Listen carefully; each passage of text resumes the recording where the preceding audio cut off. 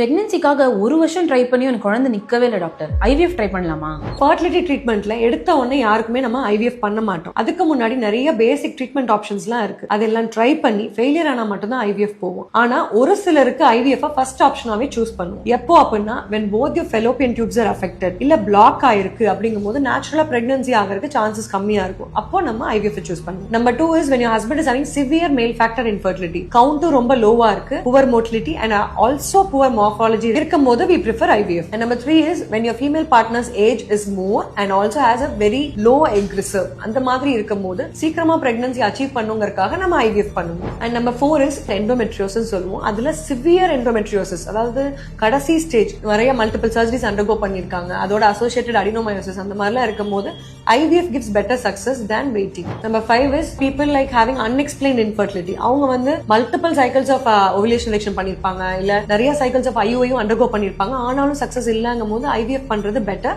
Because IVF helps them to overcome the subtle issues which are not detected in the test. IVF எல்லாருக்கும் first line of treatment இல்ல, but பேபிக்காக பல வருஷமா try பண்ணிட்டு இருக்க கப்பிள்ஸ்க்கு அது ஒரு ஹோப் கொடுக்குற ட்ரீட்மெண்ட்.